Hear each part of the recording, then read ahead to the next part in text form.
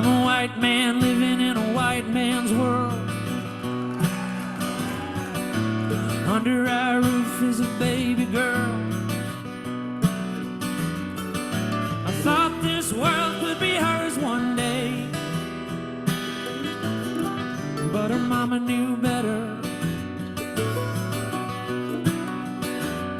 I'm a white man living in a white man's town. I wanna take a shot of cocaine and burn it down. Mama wanna change that Nashville sound, but they're never gonna let her.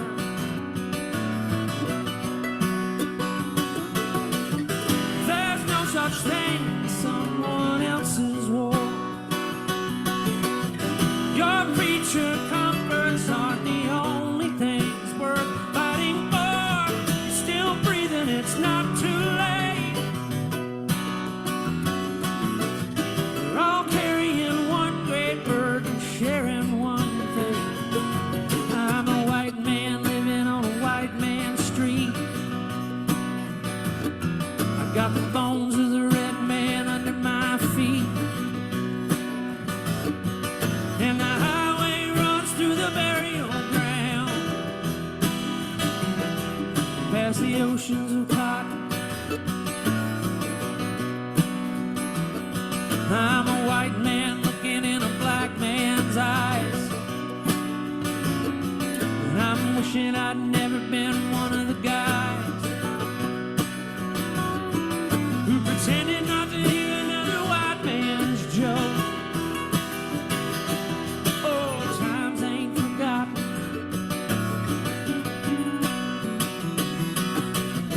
There's no such thing as someone else's war. Your creature comforts aren't the only things worth fighting for. Still breathing, it's not too late. We're all carrying one great burden, sharing one fate.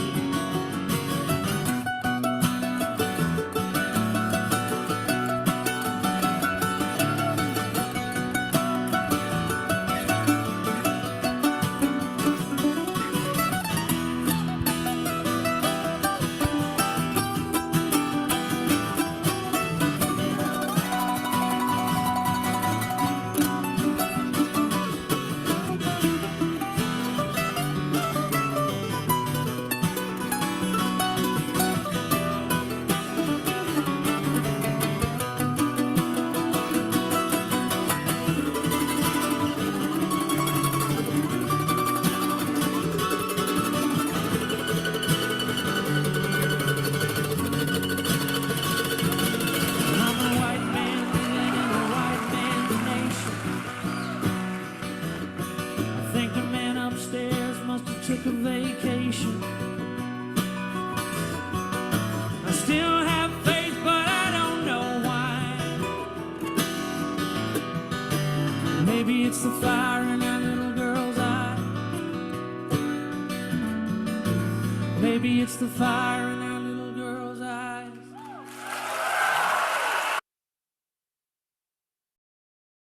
Good morning, good afternoon, good evening. As you can see, that's the white man living in a white man's world, which Lori Dowling, who selects our music for us, put as the opening here.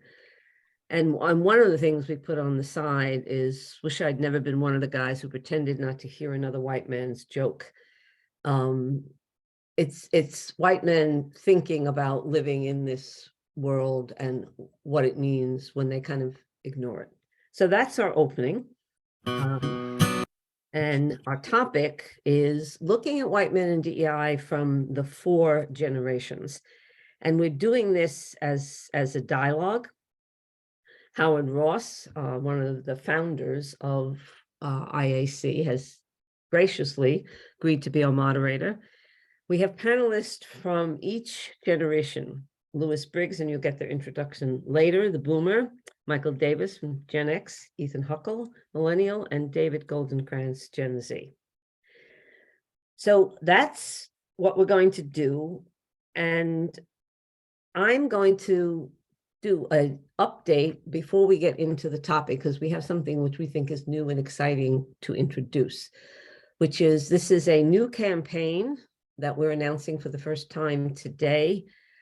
As many of you might have noticed, the growing attacks on DEI, ESG, affirmative action, CSR, any of those three-letter words where we do our work and love what we do, are being attacked all over state by state.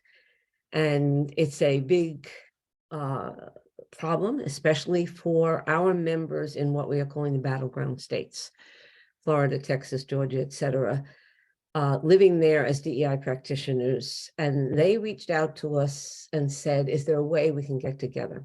So we formed a community, starting with the members in that state.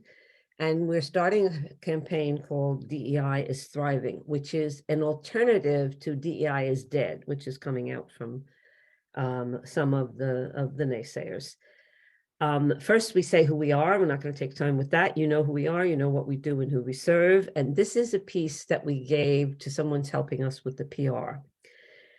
And he said to us, this is Pat Ford, who was the former president of a big PR firm, Burson Marsteller. He's now a professor in Florida. As of this week, he is helping us find pro bono PR help to help us with this campaign. So he asked us for just these 3 slides. So why are we doing this? We want to counter the attacks on all those things, DEI, affirmative action, CRT, CSR, ESG. They're just growing in states and also in some global regions. Every day there's something else happening in Florida. This week it was now Asians, especially Chinese, should not buy property, and people from Cuba should not buy property because they're going to bring communist China in. And then it's, you know, in many other states, the attack against the trans population. It just keeps growing. So we are really concerned about our members on the front lines of defending DEI, which are really all of us, but there are some who are more on the front lines than we are, for example, here in New York. We want to give counter narratives and positive strategies to illustrate the importance of DEI. We want an alternative narrative.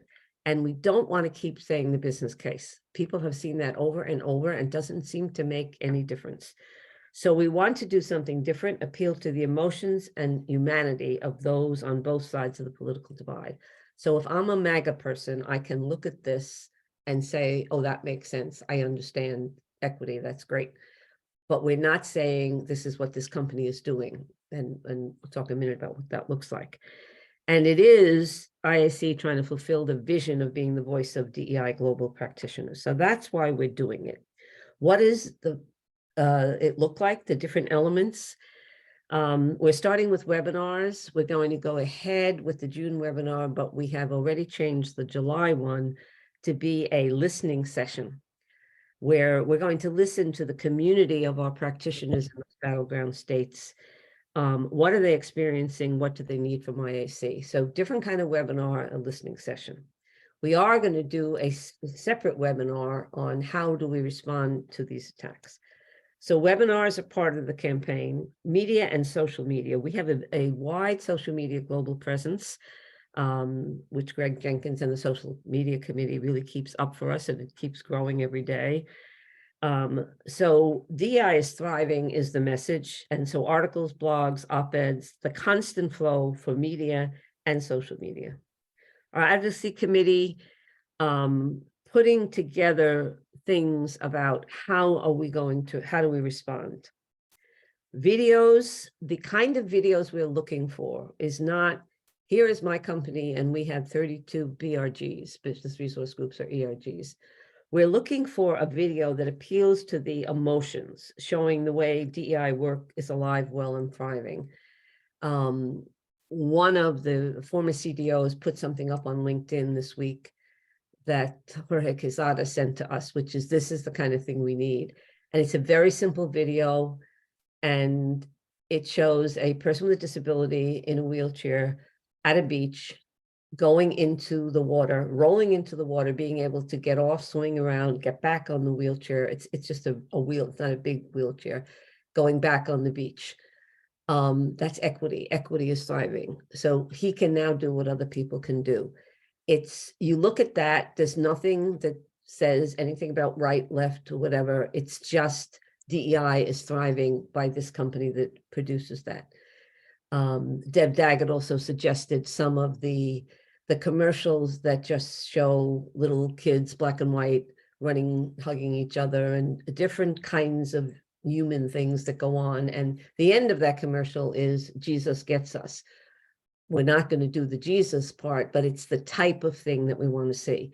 We don't want people arguing about, well, those are those terrible DEI people, because DeSantis has already mentioned 3 other words for DEI, none of which are nice. So those are the kind of videos we're looking for. The PR firm will help us. Resources, we continue to do resources. So our toolkits and resources will be to help our members respond to the ongoing attack. So what do I say when we've been talking to people in the last couple of weeks that are afraid to continue their DEI work because they're being attacked in their state. And then a member client engagement is something new we can do with the portal. Communities of practitioners in embattled states. And two members, Jim Morris and Lori Dowling, on the webinar committee actually went and researched the states. They get longer and longer each time, but you see Florida, Texas, Virginia, Georgia, North, South Carolina. So we were able to go in to the portal, find out where people live, and all those people will be invited to be part of this community. And Julie Cantor has volunteered. Deb Daggett has talked about helping to lead it. And one of our board members, former board members, Donna Pedro, is retiring from the CDO position, also in Florida. Mercedes Martin just wrote something on LinkedIn yesterday saying, hey, and tagged me on it. What are we going to do to respond to this? So those are the elements of the campaign. And we went to Pat Ford and we said, go to PR firms, and this is what we're looking for. Pro bono help on a strategy for the campaign, PR assistance, a logo, and helping with the video development. So I wanted to update you. We will have a meeting very soon with the member engagement committee. They will take the lead on this. There's a lot to do. So if you are interested in any one of these elements and helping with it, just write it in the chat now so we can reach out to you. If you happen to be from one of those states and you definitely want to be involved in the community, let us know. You will get an invitation. You don't have to participate, but we discovered we have more members in those states than we even knew when we actually ran the data. So that's the update from the IAC. We're excited about it. We know we're taking on a lot. That's why we need outside PR help, because if we want to get the word out there that DEI is thriving and get it out in a different way, we definitely need help to do that. So that's the update. In terms of today's session, I just want to set the stage. We are looking at topics and how it as the moderator will ask questions around these topics, but such things as the challenges faced by white men and also the lack of white men in the profession. What's the evolving role? What about the polarization of DEI professionals? How is that impacting them? Do we see generational differences in facilitation? Are white men using privilege to raise DEI consciousness? And then how important is cross-generational collaboration? We also got a series of questions from our members for today's panelists. And these are really topics. Those questions, if they are not answered during or addressed or referred to during the panel, we have a list of them and we're going to ask them during the after show for those who haven't been here before. We end an hour and a half, and then there's the last half hour. Everybody is on screen who wants to stay, and we just continue the discussion. So we're looking at the political climate. That was a big question from the members. And there were a lot about white male discomfort in talking about DEI issues, thinking that they're walking on eggshells, feeling they're disadvantaged by affirmative action. So they asked about how is that playing out? And then, do we think millennials and Gen Z are more aware and accepting of DEI than boomers and X's? And what are some best approaches to engaging white men? So that's the setup for today. We're asking your opinion on 2 of those questions. So the first 2 polls with us today is our professional producer, instead of us trying to do this ourselves, Anais Cisco. And Anais, will you put up the first poll? To what extent do you believe white male millennials and Gen Zs are more aware and accepting of DEI than white male boomers and Gen Xers? Single choice. Notice if you push the gray slider at the bottom, it says not sure because I have no experience. So we've added that to both questions. There's an argument on both sides. Some people say, yes, absolutely, look at the younger generation. And other people say, no, they see the same bias. So let's see what our percentage is here.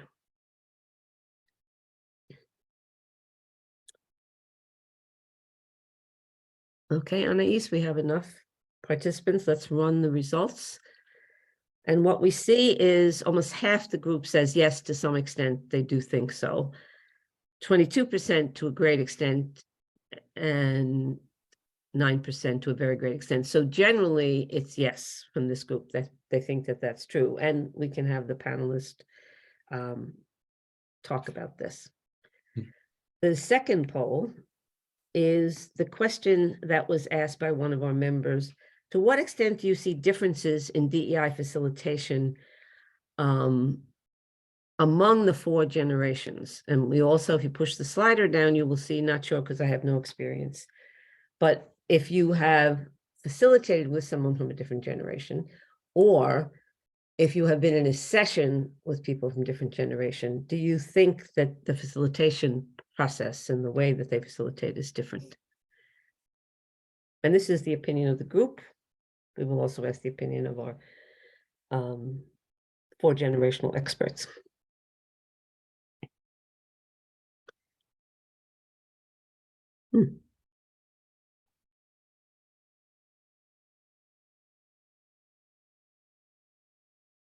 This one does have some people with not sure, no experience. So if we run the results, what we're seeing is to some, to a great, so 35 and 32 to a very little. So it's really, yes. And in both of these, it tends to be, yes, we think there is a difference. So that's kind of getting your response to some of the questions that came in the survey that we did. To remind you of the rules of engagement, listen to understand with curiosity and without judgment. You're going to hear 4 different generations, different perspectives. Welcome the difference and don't assume we're all going to agree on this. To engage, raise your hand to speak, especially in the after show. Before that, put questions in the chat. And we remind everybody that we share the chat with names. So if you want to say things and you don't want your name, then you go up to your name and you just change your name if you feel the need to do that. So to start this, I'm going to turn it over to Howard and I will introduce him. I've known Howard for, I don't want to say how many years, but many years. And those of you who have known him know that he is one of the world's seminal thought leaders on addressing unconscious bias. You can see the list of his books. They're quite amazing. I would suggest if you haven't read them, to read them. You can see he's been published, Harvard Business Review, Fast Company, Washington Post, etc. And on the board of the Council for the Carter School and Conflict and the board of the National Center on Race Amnesty, and happy to say one of the founders who is still engaged in the work of IAC. So Howard, we have asked the panelists to just say a little bit about themselves in the introduction, more of a personal introduction, why you do the work, etc. So why don't you do that first, and then you can introduce the other panelists. Great. Hi, everybody. There's so many good friends on this call. I wish I could have conversations individually with, but I'll just say a big hello to all of you. Yeah, so I've been doing this for a long time. That's all you need to know. I don't want to take a lot of time for me because we've already got such a short amount of time for these 4 guys who really have so much to share. this is, I just want to acknowledge that it's really interesting for us going into this conversation, because many of us have been working really hard to get people to understand gender fluidity. And now here we are having a binary conversation around gender. So just, I think it's worth acknowledging that, but to say that sometimes it's helpful to focus in on that way. And in this particular case, we're doing that for that reason. And so I do want to introduce our 4 panelists, if we could get the slides up. Is Lewis here? I can't Yes, tell. Lewis is here. I Okay. see him right there. All right. He was having trouble getting in before, which is why we're asking the question. There he is. We have the slides up, Margaret? Yes, the Lewis slide is up. Oh, why His am I not bio seeing it? slide is up. Okay, I'm not seeing it for some reason. Others having problems seeing it? I see it. Should I speak for myself? Yeah. Yeah. So Lewis, why don't you go ahead and just quickly, 2 minutes, introduce yourself? Great. Okay. Yes, I have been doing this for decades. I am a 60s kid. And although printed words say it, I'm an MBA. And when I got out of business school, I discovered my ethnocentrism, and I realized I needed to work on it. And so I did. I worked first on, if we can switch slides, I did first a book and videos called Going International for 5 years, because it took the global diversity to crack my ethnocentric shell open. Okay. And after I did that for 5 years, I then realized, whoa, if I'm that ethnocentric overseas, what about here in the US? And that's when I created Valuing Diversity workshops, a book, the National Diversity Conference, and a lot, all in the 80s. And ever since then, I've just been making it more personal. But very briefly, the reason I was so ethnocentric is that I grew up in the state of Minnesota that the man in the upper left helped create back in early 1800s. He's a Griggs. And my maternal side, the Lewis Brown, created the American Enterprise Institute and created a book on a report on Germany Truman wanted, because he wanted Lewis Brown to decide how we can rebuild Germany in Europe. So with that privilege and private education, etc., I stayed ethnocentric, because I hadn't needed to do the bridging that everyone else had to do to deal with people like me. And when I got out of business school and realized that, I've spent the last 40 years doing this work. And the pictures on the right is my family, my wife and 2 kids and some guides doing a whitewater trip in which a tree fell off the edge of the river, crushed my head, and I had 3 years of brain injury recovery. So that's a learning experience. And in the bottom one, look at that. I'm a COVID survivor, barely, under the ventilator when 1,000 of us were being killed a day. And it took 3 months before I could even get out of bed. And that photo is the first time I was even able to stand out of bed with human help and those bars. And look at that, I'd lost 60 pounds. And the lower right shows when I've come back, only 40 pounds weaker. Anyway, lots of learning, from near-death experiences and from ethnocentrism, and getting better every day. So I'm glad to be here. Great. Thanks so much, Lewis. So glad you made it. All right, Mike, we can see the stuff on the screen. Why don't you tell us a little bit more about yourself? Sure. So I've been doing diversity and inclusion work for pretty much my entire career, about 25 years now or so. And actually, I started way back when at Towers Perrin, when Margaret was starting her practice there as well. And you can see what I've done there. If you want to go to the next slide. So the idea behind these collages was to give you an idea of who we were and how we got into this work, and maybe a little bit about our different experiences. And so I don't usually share a lot of pictures of my family and things like that, but I'm sharing them with you today because they are a huge part of why I do this work. I'm not going to talk about all the pictures, but that first picture in the upper half left-hand corner is when it all started for me in terms of my journey around understanding diversity. And that's when I was about 4 years old with a very unnatural attachment to a blue blanket. But that's the day we brought home my younger brother from the adoption agency, and he was Puerto Rican. And so that started first within my own much larger Italian-Irish family, a journey of sort of understanding differences and how they play out. that sort of continued through my life. That's my mom next to it, who's no longer with us, but she was also sort of one of the main reasons that I think I do what I do, because she really dedicated her life to others. And kind of, it was kind of like with her, if you're not here, if you're not spending your time on this earth doing something to make somebody else's life better, you're kind of wasting that gift of time. And she spent a lot of her professional life trying to make situations better for young pregnant teens in high school. She started the first program in New York City called the Life Program to support teenage girls when they got pregnant and give them space to have their kids watched at school, and taught parenting classes so they could finish school, etc. And then the life of service for me has always been a part of my life. I have some pictures there of me in Haiti doing work, which was some really transformational work right after the earthquake. And then you see pictures of my kids down on the bottom. You'll see them hugging me, and my kids are biracial as well. And you can see all the way in the bottom right, that's my much more recent picture of my whole family there. And in the middle is a picture of my brother and the era of hip hop, because that's the generation I grew up in.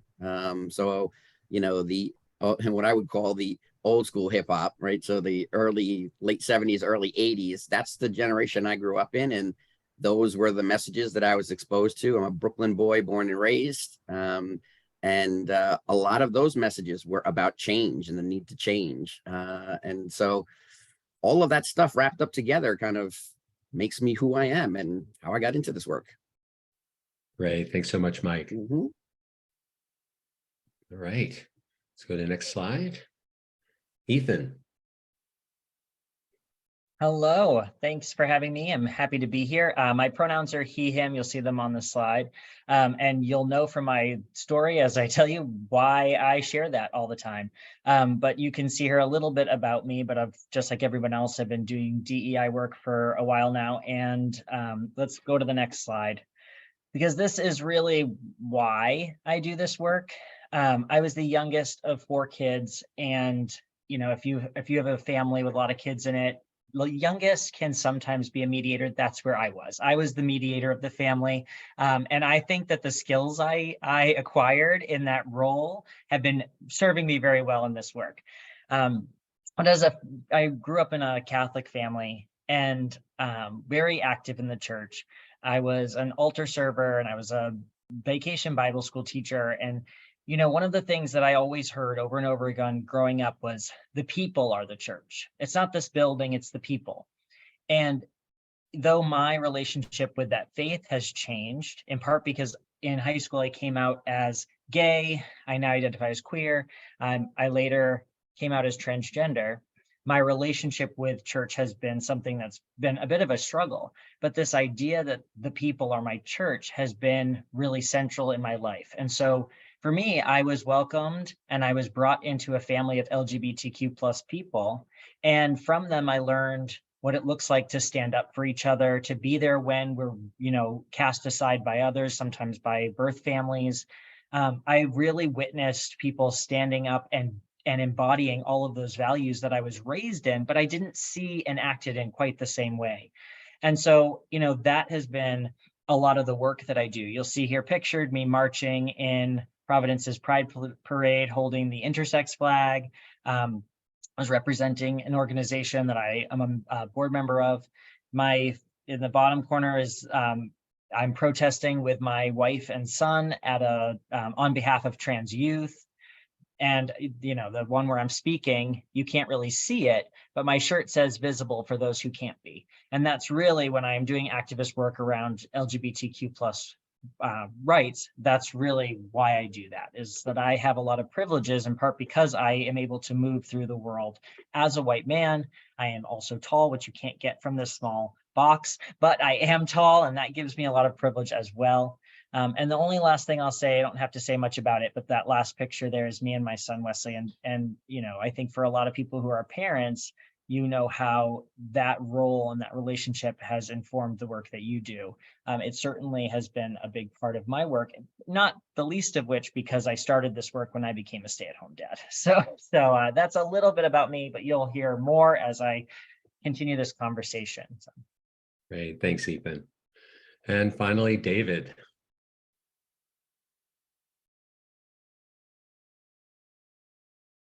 Hello, folks. I'm David Goldenkrantz. I'm really grateful and honored to be here. I don't want to spend a lot of time talking about this slide. When I do facilitate workshops and do consulting, I tend to try to go into a title-free zone because I think that this honestly can interfere in the bigger work of what we're here to really do. So, I am a DEI facilitator, coach, consultant. I have a book coming out in October of 2023 about white male privilege. How did this happen and why it's worse than we thought? That will be in October, and I'm really excited about that. But yeah, if you could go to the next slide, please. So these pictures are, I guess, now near and dear to me, but also very recent. As of about 6.5 months ago, I became a father. And in that picture on the right, that's my grandfather meeting his great-granddaughter for the first time. And you can see that portrait in the top right is my grandmother, who's no longer with us. And just realizing that these are parts that are built in me. You know, I'm a product of, I'll say, ethnic erasure on my father's, side. There's the Jewish ancestry, which had to remain in many ways in hiding. And then on my mother's side was the Scandinavian / we don't talk about our feelings, we don't bring it all out. And the Brooklyn Jewish side merged with that side and created what I am now. And so for me, a lot of this journey has been about really reclaiming roots, reclaiming the idea that whiteness is actually a form of erasure, and how it actually not just impacts those around us and inflicts harm on others, but really ultimately is a form of harm on all those that it impacts. So I am certainly a beneficiary of privilege, no doubt about that. And my goal is really to think about how we can use quote unquote DEI to really rehumanize and reconnect ourselves to deeper parts of just our humanity, and to let go of the erasure that whiteness has put on everybody who's touched by it. Great. Thank you, David. Congratulations on that beautiful child. May you live a long, healthy, happy life. So we're going to jump into the conversation, and David, I'm going to start with you actually, and let's start sort of a little bit more broadly to look at, what is it like relative to your experience? What is it like being a white man in this field? What are some of the sort of common or specific challenges that you face that you think are related to that? Yeah, well, I appreciate that question, and I'll speak on behalf of my own experience. Obviously, I can speak to some generalities as far as being a white man, but to each our own in terms of even where we do this work. I do this work in the Pacific Northwest primarily. I'm located in Seattle. And so for me, one of the biggest hurdles is to build trust with not the people that I'm necessarily facilitating with, or facilitating in terms of the groups, but really with facilitators, and to get the point across that I am in fact there to uplift, empower, amplify, and not wanting to just center myself in this process. I think that folks of color, women, have every reason not to trust white men. And that's whether we're getting into this work or not. It's a big uphill battle to prove that we are in fact not, I'll say, intentionally or deliberately continuing to perpetuate and reinforce the norms that have been in place thus far. And so I think for me, it's been a matter of dealing with that tension of building and earning that trust, rightfully so, and then simultaneously being given too much clout, too much trust, and too much being centered in conversations where, quite frankly, other people have been saying the same thing for so long with so much power, and yet I say that thing and it's listened to. And so one of the biggest challenges for me is to really think about how to take myself out of the equation in the midst of being the one speaking these words and amplifying, the work and the ideas of others. I think keeping myself as sort of in the background as I can is really at the heart of what I need to be doing, because ultimately it's not about me, right? Yes, I'm harmed by this, but how I can sort of ensure that as a white man, I'm not just continuing to reinforce and perpetuate a lot of the harm that's already being done, and while simultaneously acknowledging that just by virtue of who I am going to do harm. I am doing harm. That's not something I can just fully control and stop just by sheer will of force. And so I think there's a real kind of nuance and humility that's required in this work for white men who are serious about it and committed. And, not to call anybody out, but just to say that, like, not all of us are capable of doing that. I think a lot of us get into this work with good intentions, and yet we see that sometimes this work causes more harm than it does good. And so for me, it's really trying to be aware of that, and how do I mitigate some of that potential for causing more harm in the process of trying to do good in the world. Great, thanks so much. Mike, we're in this, obviously that we're polarized is like a duh, it's obvious that we're polarized out here, but that polarization doesn't just live between the two extremes politically, it's also come into a certain degree in the diversity space. And I'm curious, there's polarization relative to generational, but there's also polarization relative to, are you a social justice or are you more business oriented, all this kind of stuff. And I'm wondering, what are you seeing in terms of that? What are you seeing about this kind of tension, especially the latter, between folks who are more social justice oriented and folks who are more traditionally business oriented?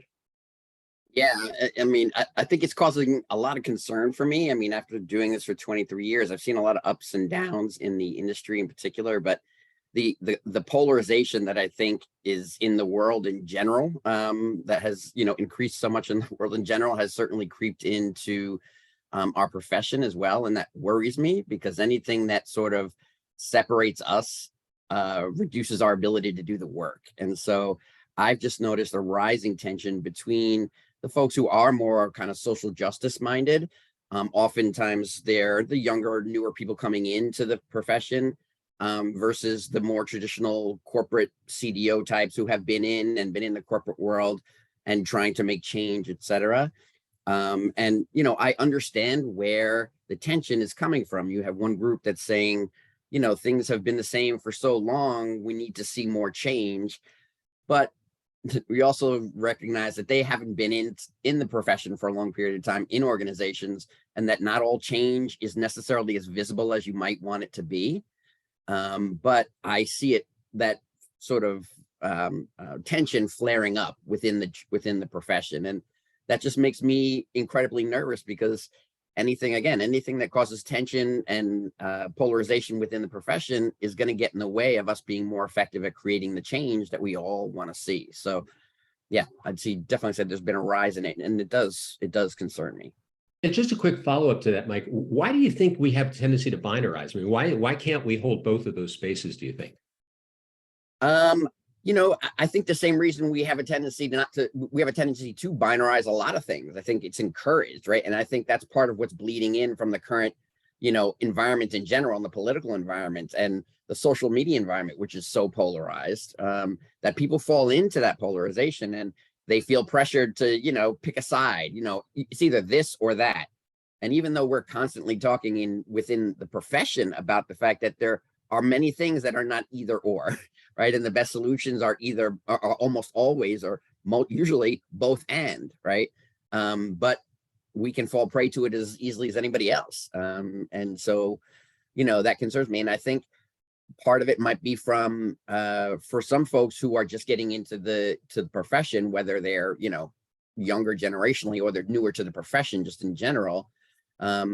A lot of people come in very gung-ho, with really wanting to make change and passion, and that's great.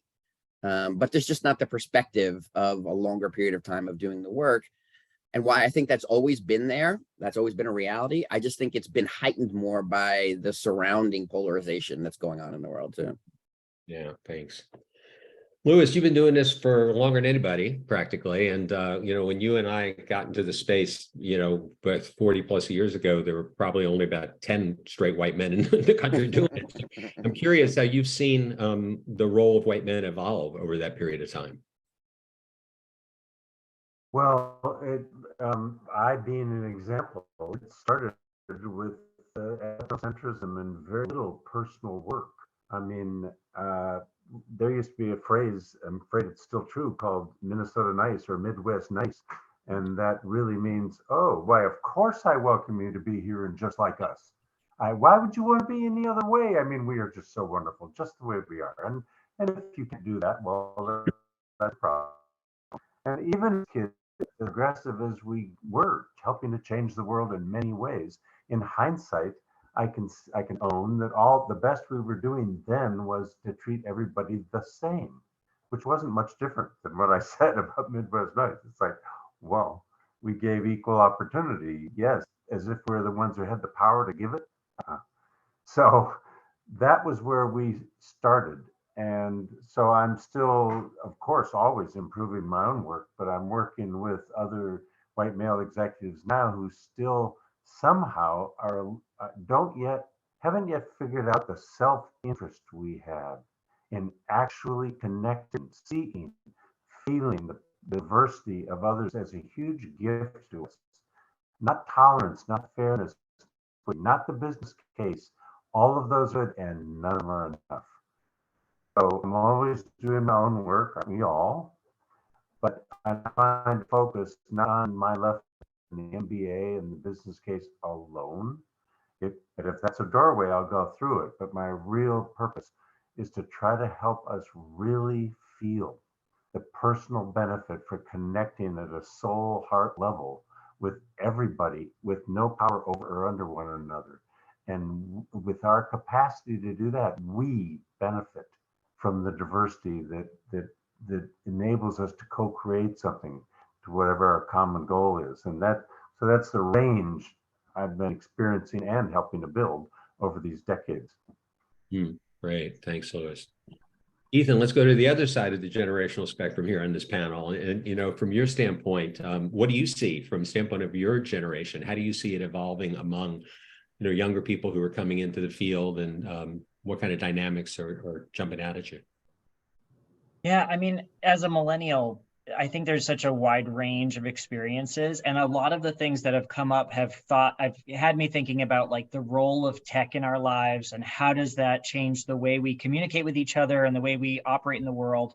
Because I kept thinking one of the problems we have is that we're constantly like soundbite culture. Like we only get to say so little.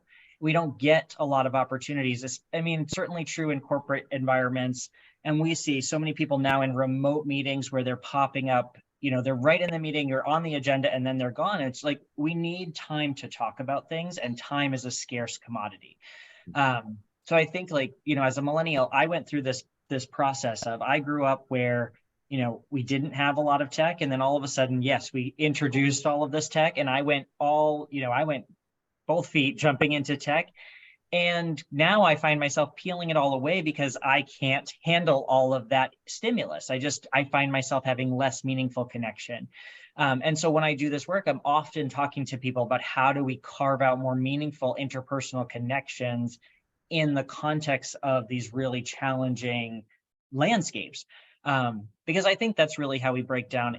It's not so much that there's this generational divide. We have very different ways of communicating with each other. And so sometimes that gets in the way of even seeing past what someone's perceived age is. And I am, quite frankly, I'm 41, and I am perceived as a trans person, I'm perceived as much younger than I am. And so I get to see a very interesting landscape of being perceived as someone who is just brand new. And I'm like, well, I've been doing things for a while. I've been on my own.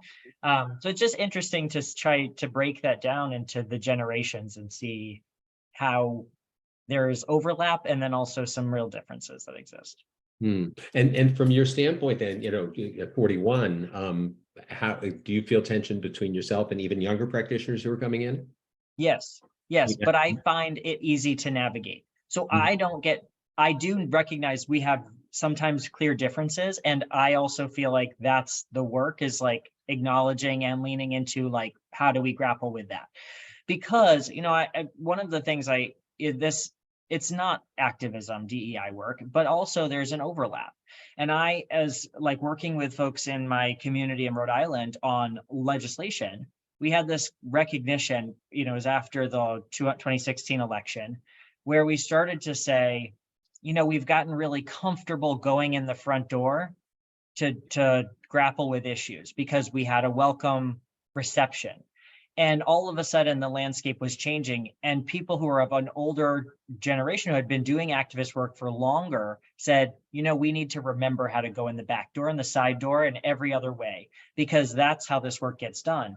And sometimes people who, and this is often true among white men, can be very complacent with the systems that exist, forget that many people have been working for a great deal of generations, right? They've been working outside of that system. And maybe we need to learn and yes, acknowledge what Mike is saying, that there is a balance to be struck and a recognition to be struck within a corporate environment that might not have the same, might not be looking for the same outcomes as we are elsewhere, whatever, the strategies might need to be different, but it can't be done from the point of view of someone with great privilege saying, I'm now gonna allow this other perspective in. Rather, we need to say, like, I need that other perspective, because the people who are going around the systems might actually have the answers, and it might be important to hear them. Mm-hmm. Yeah, great. Thank you. By the way, somebody asked about how this generational divide goes. I think I believe it goes Ethan to David to Mike to Lewis.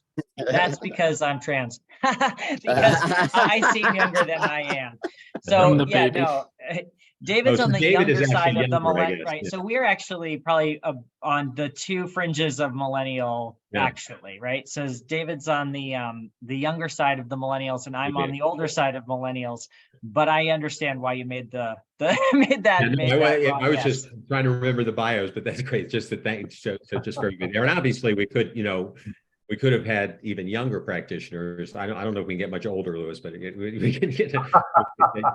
I could say that as a peer of yours. So anyway, David, I want to go back to something that you said earlier, and I wanted to ask you if you would expound on it a bit. You mentioned the sort of dichotomy of the role of being a white man. Particularly, I think you were referring to how clients see us. That sometimes you have people say, well, I can't bring you in as a white man. And then you have other times you say, well, gee, I need a white man to talk to folks, and sort of the juxtaposition to that. And I was just, wondering if you could talk a little bit more about that, what that's like, what you've seen in that regard, and how you deal with it. Yeah, so in my professional role right now, I work as a program manager for specifically the term is ally engagement, which I have problems with, but we can set that aside for the moment. And my job is really to work with white leaders in education. So that's looking at anybody from school admin up through like university district level admin, and really thinking about how do we start to decenter whiteness and ensure that BIPOC educators and leaders are being given the support structures and strength that they need to not just come into education, but to stay. And ironically, one of the reasons I got this job is because of my race. And I have to own that, right? Because the organization where I work for is run by all women of color. And these are women that have been in this space for a long time. And when they created this role, they realized something very important, which was, if we really want to get these messages effectively across, we need someone who can communicate them and that people then will listen. Right? Because the way I look at it is, a lot of these folks have more institutional, more knowledge than I have, more awareness than I have. They are the ones who've been experiencing this oppression firsthand within the education system, hence are trying to change it. And yet they knew that it was kind of going to be upon me to, again, not just single-handedly, but really to like co-collaborate, co-facilitate, and ideate on how to get these messages through in a way that simply by virtue of how I appear, folks are going to be more likely to listen to that message. And that just is unfortunately an honest truth that it just makes me realize how much work that needs to be done. I always say my success will be when I put myself out of a job. Like, that would be the metric of my true success. Yeah, unfortunately, a lot of us have been saying that for decades and decades, and we're still waiting. You were talking about, I think, something that's really important, which is this notion that the voice that comes in that says that which is already being said, but now this voice is heard. Do you do anything specifically to amplify the voices in the organization that have been saying that when you're aware of it? Yeah, so I mean, sorry, go ahead. No, I was just going to, in other words, just to be clear, in other words, let's say, you say something, everybody glorifies it, and then somebody says, well, I've been saying that for the last 6 months. Do you give a shout out to that person? Do you make it clear to everybody that this is what this person has been saying? I mean, one of the main things that irritates me when I see DEI and, presentations, especially with slide decks, is when people don't source their work. And that's a huge problem, especially in this industry, is how many things get reused and materials that are just coming from some void, right? But the reality is like, that is somebody's work. That is somebody's voice. And so for me, I will sometimes be like, don't give me credit for this. Here is the person. Here is the link to their like bio. Like, so like it really being explicit about for all the materials, all the resources, all the ideas that I'm putting forward. I don't want to take credit for it, right? And I will be the conduit for it if I need to, but I try to be as explicit as I can with my sources, my voices, and really like, don't tell my organization this, but like I will take the copyright logo off of some of the work, the materials that we're passing out, because I'm like, this doesn't deserve a trademark or copyright. Like this is somebody else's. I'm giving this away. And if I get fired for it, I get fired for it. So That's great. Yeah. Mike, you know, I mean, it's really interesting. A couple of months ago, there was this thing circulating around. It had some like ridiculously high percentage of people in the diversity space who were supposedly white men, and it ended up not being true. It ended up just being, you know, false numbers. But clearly, there's, you know, there are not that many white men who are doing the work. What challenge does that gap cause? And you know, how do we counter some of the misinformation that gets circulated out there around this kind of thing? Yeah, well, I mean, it causes a few challenges, and for me, one of the biggest challenges is just, you know, the reality of, you know, I come from a strong background in change management and culture change, right? And you know, the reality is that if you're trying to change a culture, at some point you are going to have to get, and to steal Malcolm Gladwell's term, a critical tipping point, right, of the people in power involved, right? And so the reality still is that even though the workforce has become more and more diverse and is continuing to become more diverse, the power still resides within white men. So the farther up you go in organizations, the more white and the more male it becomes. And so if there are so few white men engaged in this work, and if there are so few white men engaged in this work, you can imagine how fewer white men are really engaged in wanting to even talk about it, right? In organizations, et cetera. And so just the reality for me is, the frustration for me is, if we don't get more white men, not just in this work, but bought into how this, you know, also, you know, affects them and how it's connected to them and how it benefits them, I don't see how overall culture change is going to ever happen. And that's just really frustrating for me. So, I mean, that's definitely one of the challenges. I also think that one of the other challenges of not having more white men in the profession is related to the trust barrier that certainly I think all of us have experienced, right? And I think, you know, it makes it harder. The trust barrier is there, and it's more intense when there are fewer people out here doing the work, because there aren't other people who look like us who have gained the trust and who have done the work to say, you know, to counteract those narratives of white men in general. So those are two things that I think really concern me. So how do you feel, and what do you say when you hear people saying, like, there was a lot of this, of course, in the space in the period shortly after George Floyd was murdered, for example, when you hear people say, well, white men shouldn't, or white people sometimes shouldn't even be up doing this work. You know, how does that feel? And what do you say to people who say that to you? I mean, it feels profoundly sad when I hear people say that, because and my response is, if somebody were to say that to me or look for a response, my response would be, I totally disagree. I would say that I think that there's even more of a reason for white men to be in here doing this work. And that's to change what's going on. And so, you know, that's the way I generally respond. One, I do feel sad.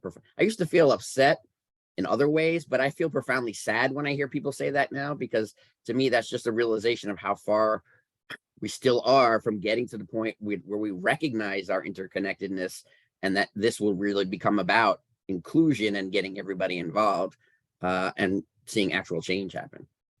That's great. Thanks. By the way, I just want to remind people that there's stuff going on in the chat, and some really interesting comments in the chat. So please, you know, check in with that as well. And the other thing is, we're going to try to save some time at the end to at least have a couple of questions. So if you've got questions, I'm going to hold them to the end because it makes it easier for me to manage the time that way. But please do, if you've got a couple of questions for the panel, or either individually or collectively, we'll go there in just a minute.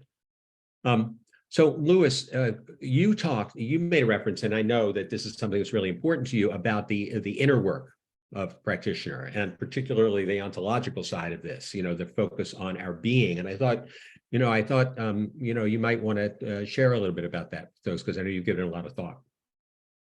Yeah, not only a lot of thought, but a lot of learning. I mean, we are hearing recently, very appropriately, how interpersonal work is enhanced by people telling their stories. What was your history? What crisis in your life helped you learn? These are all our DNA, our forefathers, the work we're doing. All of these things are true, okay, to understand who you are and where you came from. And I love that we've learned the words yes and instead of but. And my own personal growth that keeps happening every time I have a wonderful interaction with anybody different than I, and we learn with each other, is that as I'm doing on the Conscious Leadership Guild that I'm on the board of, these are leaders who've been very successful, and to hear us all having a special session about, can we please have more being rather than just doing in our consciousness and in our activity, because what I've learned and want us all to feel good about is whatever privilege we have, whatever learning we have, whatever skills we have, all our gifts. No shame, no blame for having them. Some were earned, some were unearned, but there are a lot of them were earned. And so I love learning, and I love helping others learn that if we just put those in our back pocket just for a moment and stop doing and be authentically within ourselves, so that we can be authentically seen by others, instead of them just seeing the mask we each live in and can't help, or the body we're in. So the being needs to match the doing. Now, if we only be or only do, that doesn't work. That's not integrated. But most white male executives have been successful because they have used their left frontal lobe and their skills and their intelligence and education. And that's all good. It's just not enough. So the most recent wonderful simplistic way I got that, even though I've been learning it for 4 decades, was 2 weeks ago in Wisdom 2000, when Byron Katie ran 90 minutes. And if any of you have never heard of her, you should look at her work and look at this question at the bottom. Who would you be without your story? Wow. I'm telling you, if all of us do that, just drop who we are, where we came from, what's our DNA, what's our life, what's our crisis. So I died a couple of times and came back. So what? Drop all that identity and all that story and just go, hi. How are you feeling today? What's your greatest learning? What's a weakness you're still working on? It's just, we get real with one another. And that's what I'm constantly trying to encourage all of us. But in my case, since it takes one to know one, other straight white men who are still understandably very proud of what we've accomplished and what we've done. And even using our service, our privilege to serve, it's not enough. Yeah.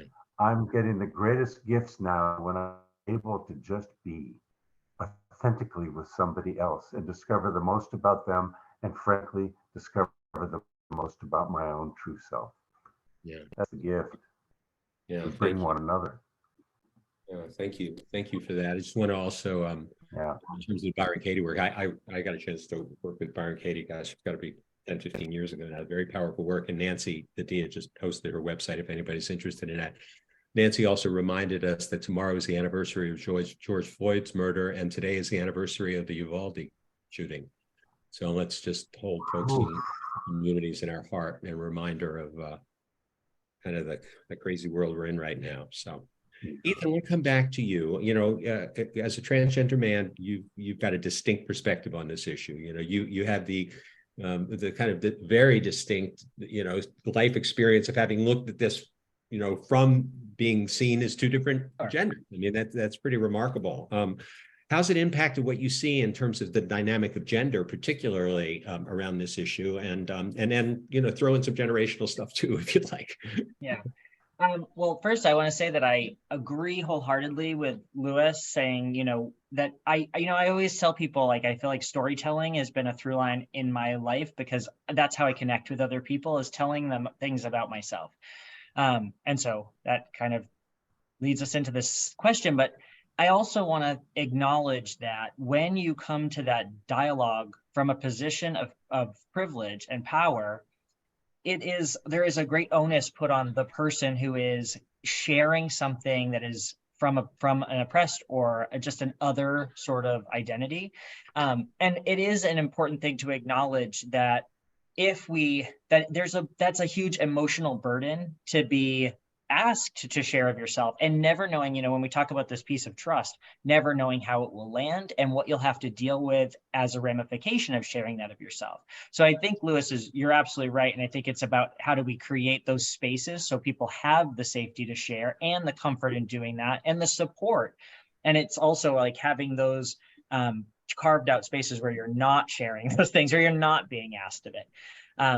But, yeah, I have definitely experienced that coming, I could say like, oh, okay, there's this lived experience of being seen as a woman. And what does that mean? Like, and what does that look like in a workplace? And that transition of being seen as everybody's little bro, even though I was towering over my boss, I was like 2 feet taller than him. He still called me little, like little bud and stuff. I'm like, okay, all right, fine. But it was his way of trying to connect. And I could acknowledge that. And also know that for someone else, that could feel really complicated and uncomfortable. And there's just no one way of experiencing any of these things.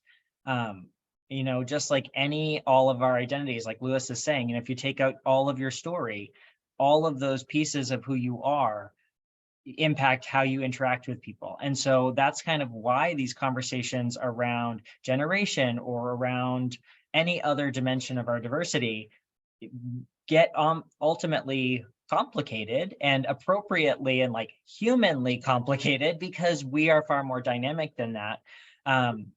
It all impacts how we create connections with one another. And I think Lewis is right, find that opportunity, and also know that it's going to be hard work to do it. Yeah, for sure. Yeah. It may sound silly, but I want to add, those of us who either are parents of our own children or have related to other young children and love your pets. This may sound so extreme, but I love interacting with young children. And yes, dogs and cats, because they're all authentic. And we start to lose our true authenticity when we start to socialize and become this or that or that or that or one of those or a better one of those. And it's all good work. It's just a piece of our integrity comes from our integration of the diverse parts within ourselves. I mean, wow, Ethan. And we all have diverse aspects within ourselves and one another. And yet the authenticity that we're able to feel sometimes is a way greater treat and gift for others and theirs for us than our wisdom and our wonderful doing. And the more of that we can have with one another, the better we will then be able to do together, co-create with our common goal, etc. So that's why I focus on, I was raised with the left frontal lobe working so well. I love not using it at all. It's just coming from my heart and feeling my own authenticity for a change, along with yours. It's like, whoa. Great, thanks. David, well, it just disappeared. Sima just posted something that's a great setup for the question I was going to ask you. She says, white men are crucial in this work, especially those who are willing to be outspoken, and will combat the narrative that DEI is anti-white. This is the time that we need white men to be loud and fearless and talk about how it benefits everyone. What I was going to ask you was, there is that piece of it, which is there are times when the fact that our privilege gives us a voice can be used in a positive way, but how do we do that without centering ourselves and slipping into the savior phenomenon? And I know that this is something you spend a lot of time thinking about, so I was wondering if you could dig a little deeper into that for us. But just to clarify, the question is like, how do we go about this without going into the savior phenomena? But yeah, I mean, how do we be the one who's willing to speak out boldly in support and background, but also to avoid then being seen as the savior or even feeling the pull to be the savior? Yeah, so there's a phrase I really like that it's allyship is not the hero's journey. You know, it's this idea that for me, my impulse is to go out and wear the cape and to like, you know, that instinct is very real. It's built into the doing part of me. And I will say as a white man, right, there's kind of always that expectation or assumption that's been put on me from an early age that I'm supposed to have the answers, right? Peggy McIntosh talks about how white men are positioned to be the knower, right? Like, I don't like asking for directions because I'm just supposed to know where to go. Like literally, it's the dumbest thing ever. I can get lost because I'm not, you know, able to just get myself to the point of humility to say, actually, can somebody please tell me where I'm going? And so in that sense, like I really just have to sometimes take that cape off. You know, there's sometimes where I'll start my workshops, you know, I have a button down shirt or whatever. I will have a t-shirt underneath and be like, let's remove this button down shirt because this is not helping me show up in this space as, you know, a person who's not being seen as quote unquote in charge or given this sort of unmerited leadership piece. I think it's just a constant, there's so much self-reflection that has to happen. And to the point it can be exhausting, but that's the work, right? You know, if I'm not pausing after every workshop, during every workshop, you know, rethinking how I said something or whether I lifted somebody up versus maybe like kind of jumped in or overstepped.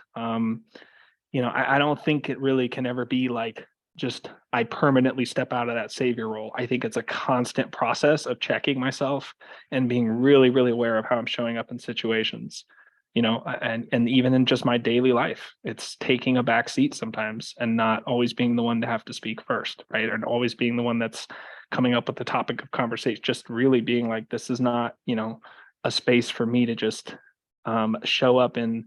And again, that authenticity thing, I will say, you know, Lewis, I hear you 100%. And that can have the potential sometimes to really be a trigger word, I'll say, for a lot of the folks of color that I work with and know because they can't show up as authentically as I can, right? And my authenticity can actually stamp on and get in the way of other people's safety. And so there's this piece of like, where do I keep that tension real so I'm not, again, coming in with that cape trying to be the savior. And just saying we can all get along when in reality, like that's not the lived experience of so many people that I'm working with. Yeah, we have to be careful that that authenticity doesn't become a justification for becoming a human run-on sentence at times, you know. So, by the way, folks, if you've got questions, go ahead and start posting them. I'll try to incorporate them. I'm going to bring in one, Mike. I'm going to bring in one and give you a chance to respond to Deb's question here. Deb says an important, she says, there was initial reaction to the murder of George Floyd amongst white male leaders. Now it seems many have forgotten or set aside the energy and long overdue commitments that were made when that happened. We've seen this movie before as practitioners, that burst of energy based on a horrific event. And then when it's no longer headlines, it fades. Any suggestions how to keep this from falling to the wayside, helping white male leaders to keep their commitments made last summer when this was a driving force and concern? Thanks for that, Deb. Yeah, Mike. Yeah, I mean, and that's a frustrating cycle that happens, you know, on a constant basis. You know, every time there's a flare up in society, then all of a sudden there are people who all of a sudden their intention is to jump in and you know, and want to champion the change, and particularly, you know, with white men making all kinds of commitments to do stuff, and then it sort of fades away. And I think I don't have a single answer, but you know, one of the things that I've been doing more often when I'm working with clients is to be able to say, if you're going to make a commitment, really think about the commitment that you're making, and to recognize that so much of what diversity work is about and creating inclusive environments is about building trust.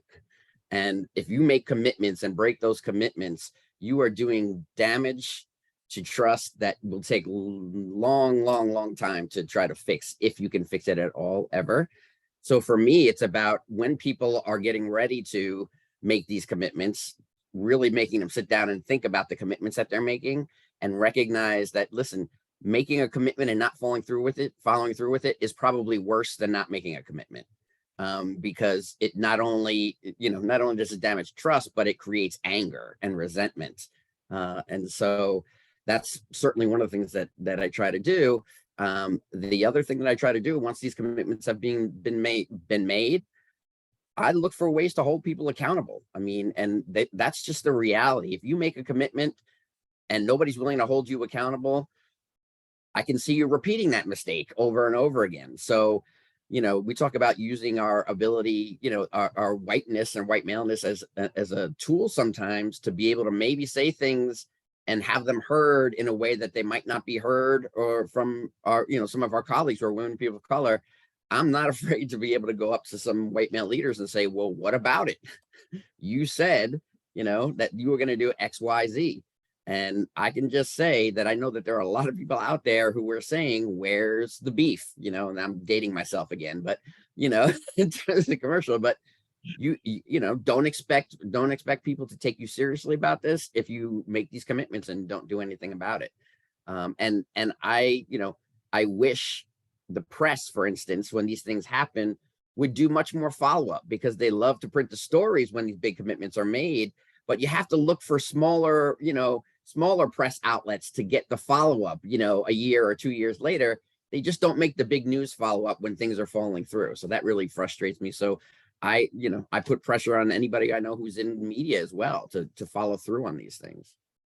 One of my old friends and mentor in this space, Leon Butler, used to say that trust is to human relationships like energy is to physics and cells are to biology. It's the fundamental Exactly.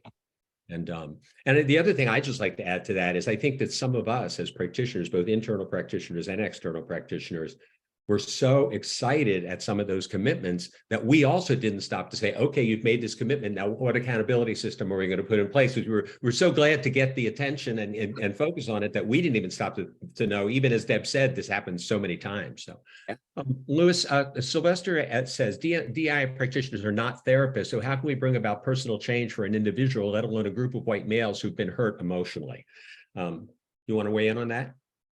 Yeah, I mean, frankly, that they've been hurt emotionally is one doorway through which to go, even whether they were hurt in this process or hurt earlier in their lives.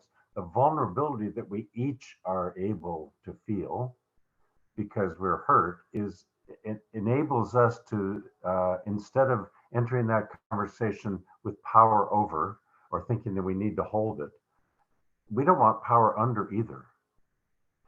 And so to humbly notice that we not only don't want power under, but that our power over prevents us from relating equitably, it is such relief to have the vulnerable come out. In fact, my best sessions as a facilitator was when I dropped the hat of being in control and just be, I almost said do, be one of the people in the team doing our work together.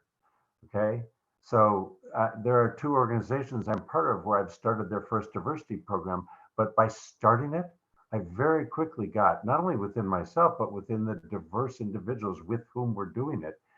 They and I didn't want this white guy to be the leader of it.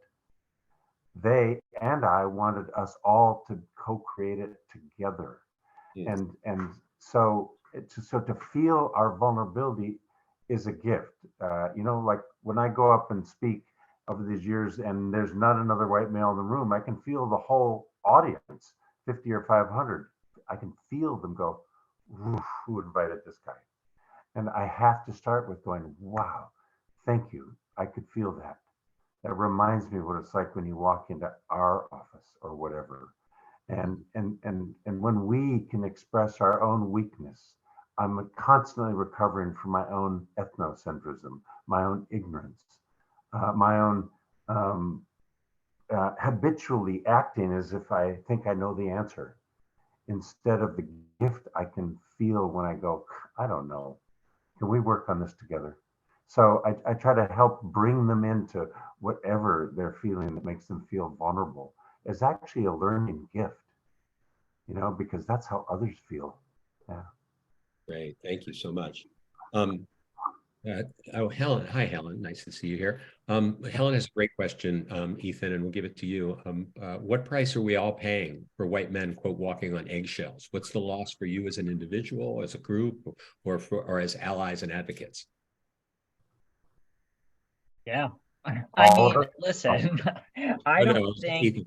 Yeah. yeah, I think that's so complicated because, yes, I think there are plenty of white men who would say they're afraid of saying the wrong thing. And so much of the work, right, is like helping people recognize, one, you're going to say the wrong thing. Here's how we navigate that appropriately. Here's how we get through it because, you know, you're a human being. That's what happens.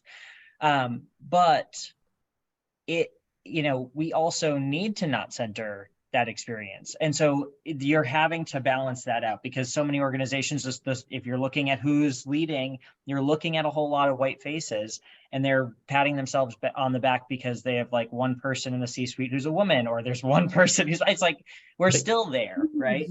And so, yeah, I mean, if that person's walking on eggshells because every other word out of their mouth maybe is offending people, I guess sometimes you have to let them walk on their eggshells for a little while, but also know that you're not going to get very far in terms of shifting culture if that's all they're doing, right? So you've got to balance that. And every organization is in this place of saying, okay, we have some hard lines that are you can't do these things, even if it would be like we have to muddle through as human beings, but there's going to be some things that are just well, no, that's not going to happen here in the workplace, right? Because it's going to cause too much harm and it's not going to get us to a better place.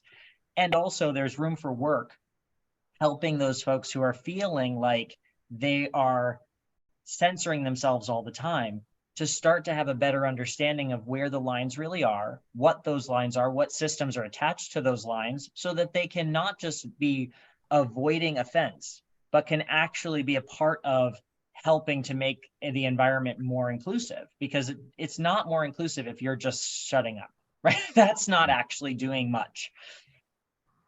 Right, thank you. I can't believe this has gone so fast. We've only got like 8 minutes left, and I do want to give each. I know there's some other great stuff in the chat, but I do want to give each of you a chance to take a minute or two or so to share. What are some things, one or two things maybe, or at most three, that organizations can and should be doing to build the context of white male engagement? You know, through your experience, what, you know, because I think people are looking also for some really actionable kinds of stuff that they can start thinking about doing. So, so David, why don't we start with you, and then we'll go Louis, Mike, and Ethan, and we'll wrap up. Yeah, I guess I would say one thing is really to look for opportunities for folks to collaborate and share power. Just to find those sort of projects that maybe seem like they're a one-person deal, and to really think about how to distribute that more horizontally. I think we're so structured in hierarchies, it can oftentimes be really hard to see that like there can be really intentional sharing that needs to be happening. And so just looking for those opportunities and being really intentional with those projects and who's getting assigned to them, and partnering people who otherwise might not work together in certain situations to get different voices and ideas. And I will say just giving space for white men to do the self-reflection in and among themselves, not in the public, but like showing that that is valued, right? That like it's giving that permission to like know that, hey, we not only hope, but kind of expect and encourage y'all to be reading these books, to do this work, and not in a way that's accusatory, right? Not saying like, you need to go home and read this. It's just really like being like, hey, have you read this? But like, there's ways to kind of nudge that work forward, because I think for some people, it's, again, it comes down to white folks and a lot of white men is like, I don't know what to do and I need somebody to tell me. And it's like, there's actually so many resources out there. And there's like literally like lists of here's what you can do. And so I think it's in some ways just like, do companies have those resources available for like, hey, if you're a white man trying to be a better ally, here are some actionable steps you can take. I just don't think that there's a lot of that right now in terms of people want to be a little careful about like, you know, giving suggestions to one group of people, particularly if it seems like they're favoring or prioritizing white men. And yet the paradox is it's white men who oftentimes need to be doing the most work. So yeah, kind of a little. Yeah, that's great. Thank you.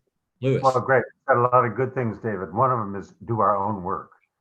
We must not only educate ourselves to get out of our ignorance about knowing, meeting other people, cultures, and diversity, and learning from them, and examining our own bias. We all have human bias, you know, and by owning it, that helps. And I think, I'm telling you, some of the greatest learnings I've had, the most have been from interpersonal interactions, and yet some have come from books like Letters to My White Male Friends, you know, by Devlin Ross. I mean, every white male should read that. He grew up in DC in the Northeast, but his parents sent him Northwest to the white prep school, you know, and he learned so much with them, but they didn't learn as much from him. This is sort of what he is sharing. And the biggest one I've ever experienced, Caste. Wow, if you're a white man and you haven't read this, you better.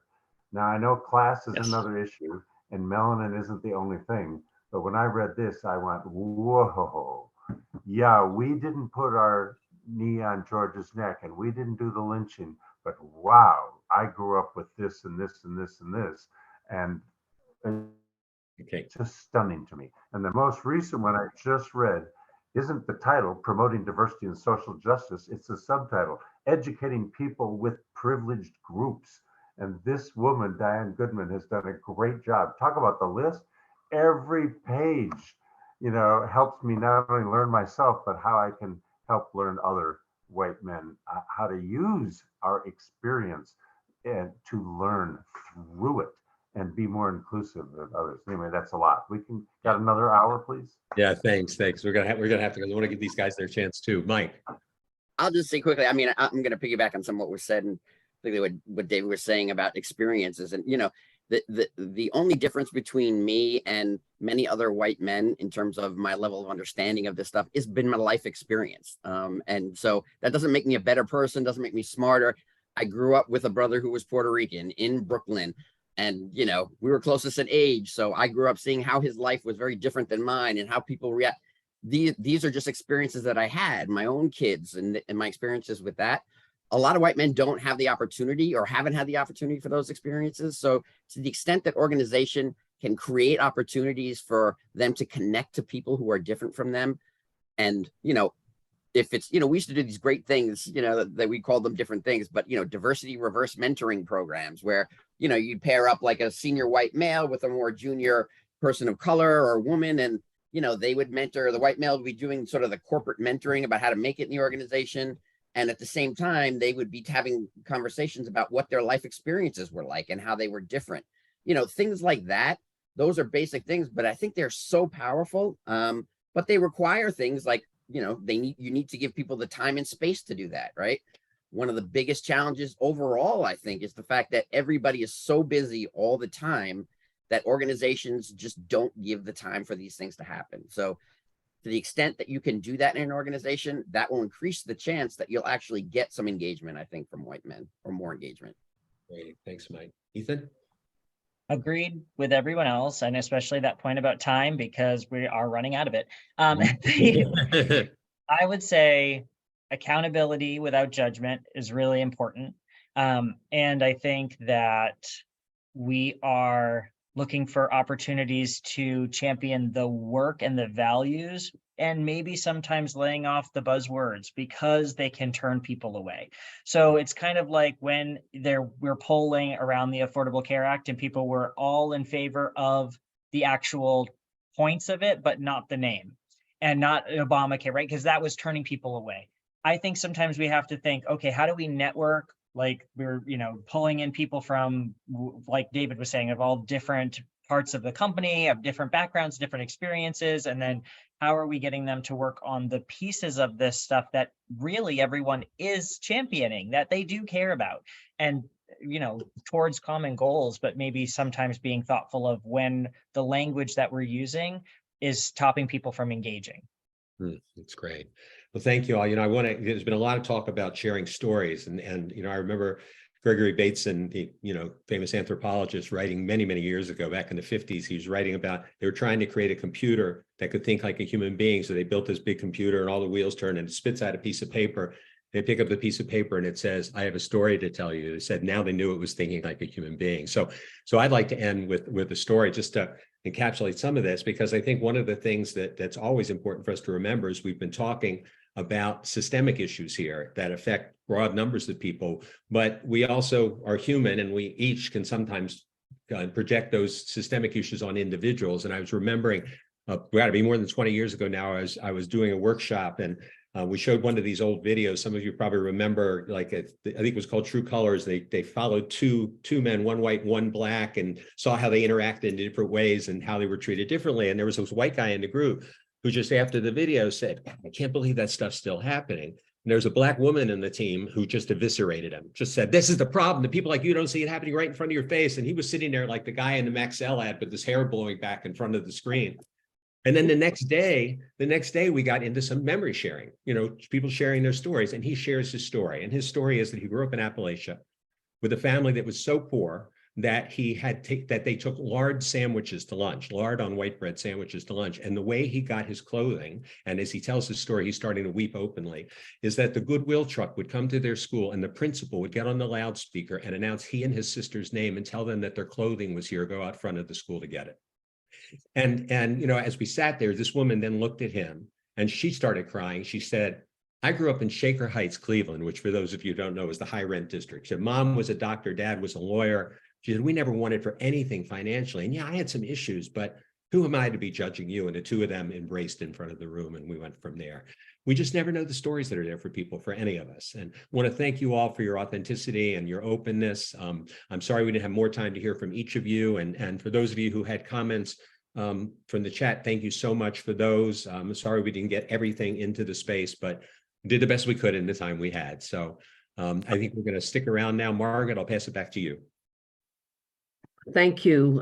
Thank you for, as usual, Howard, a great facilitation job. And for all of you sharing who you are and just being with us, we really appreciate it. My job is to say what's next. We have the June webinar is galvanizing executive leadership for DEI transformation, not just programs. So how do you change people at the top and really look for transformation? And then in July, we have changed our plan seminar to responding to the attacks on DEI, a listening session with IAC members from the embattled states. So right after this, we're going to announce to the whole membership our campaign of DEI is thriving. We're going to send a message out to the people from the embattled states, and some of them will be talking to us about what they're experiencing and how we all might help. So with that, I would like to thank those of you who will stay. We have a Pete Seeger, We Shall Overcome. Howard actually offered that he could play this for us, but he has to go to a dinner. Howard is also a guitarist. And we were all going to sing along, but instead we have Pete Seeger, another white male, to end us with, together we can overcome. So let me put this video up. Thanks so much. Take care, everybody. Thank you. Am I the only one who remembers Pete Seeger?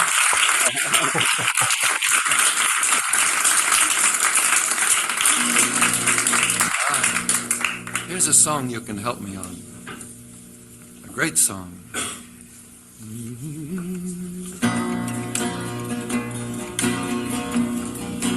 We shall overcome. We shall.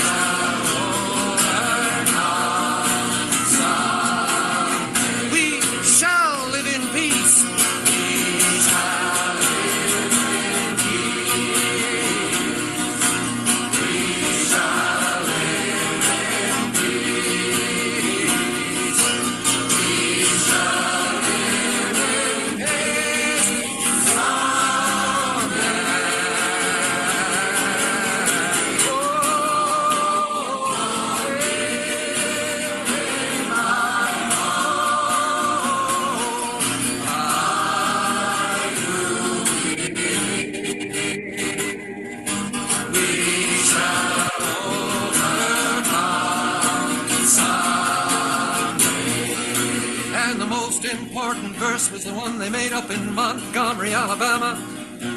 Said, we are not afraid. There's a lot of people in this world, they know what's right and what's wrong, but they're not going to do anything about it. Somebody has to be willing to sing, we are not afraid. We are not afraid. We are not afraid. We are not afraid. Today,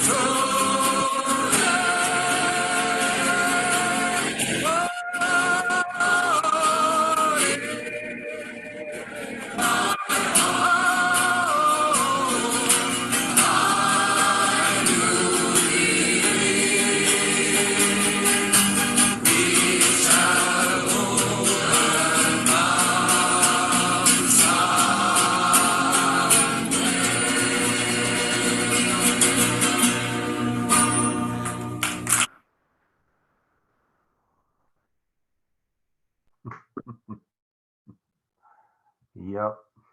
So for those of you who remember, one of the reasons we ended with that is we are in this embattled time now, and his comment about we are not afraid. I spoke to 3 clients this week in some of those states who are afraid. They're afraid that they're next. They've come for K-12, they've come for the university, and now they're coming for DEI consultants. So with that, we have people who stay, and we have the panelists here. The question, I'm going to the questions from the people who wrote in on our survey. And one of them is very relevant to the political time that Pete Seeger was singing in. And it says, how does the current political climate impact your work? The We Are Not Afraid and We Shall Overcome is part of why we're starting the IAC DEI is Thriving, because if our voice is not out there and we're going to be afraid, it's not going to go anywhere. So for the panelists who would like to start about the political climate and doing the work, is it different by generation? Is it we're all feeling the same thing? Anyone? Yeah, I would. I no, know go we ahead, all Liz. have the. All right, you go. No, it's okay. Go ahead. So, yeah, I am stunned. I mean, the words of Malcolm X when he said, yeah, there's been a lot of progress. The knife used to be a foot deep, and now it's only 6 inches deep. Whew. I mean, really, as a 60s kid who spent my adult life trying to be part of change, starting with myself so that I could benefit. And all the progress we've made so that all the rest here have been doing their similar work. It's amazing, but it stuns me, starting with Trump's first word, forgive me, and then everything since then. It stuns me what is being uncovered in the racism, all the isms of people's unwillingness to even know the truth, much less try to block the history. It is stunning. So what it does to me, instead of depressing me and feeling like we failed, is, oh my God, I'm serious that it's one of the reasons I came back from dying in the ventilator. There's much, much, much more that each of us can do. And in my case, that only I can do, my work and my touching others. And everybody here can do that. Other answers? And then after our answers, and then Bernard, I'll go to you. Other panelists? I want to say, because so much of the political landmines have been centered around gender, particularly trans and non-binary identities. I think that it's important to notice, a lot of times we talk about this idea of, the famous quotation of the arc of history bending towards justice, right? But if you will go back to the history of gender, of our knowledge around gender diversity, is actually what we have is this pattern of moving into the light and people acknowledging that gender diversity exists. We have all sorts of different genders, and then that information being systematically destroyed and those identities and those individuals being pushed back into the darkness. Now, we are in a very different era because of the internet, and there is no ability to fully unring the bell of acknowledging gender diversity, but it's a pattern that we can learn from. It's a pattern that we can look to. There is also this bent right now towards trying to divide quote unquote progressive folks amongst ourselves and saying, look, the attempt is to pull apart the most vulnerable from that group to see if we can be fighting amongst ourselves. And so really the only thing to do is to ask yourself what you're going to do in that landscape. And that's the defining characteristic of who you are in this work and who you are. Not that everybody has the same things that they can risk, but that there is a level that we all need to risk if we want to stand up for values that we hold dear and that are supposed to define the culture we're trying to create. Thank you, Ethan. Yeah, I mean, you said that so well, Ethan. I think I totally 100% agree with you. And I think I have never seen polarization in my years ever in this country that I've seen in the last, 4 or 5 years. And it's without a doubt, it's affected the work that we've tried to do.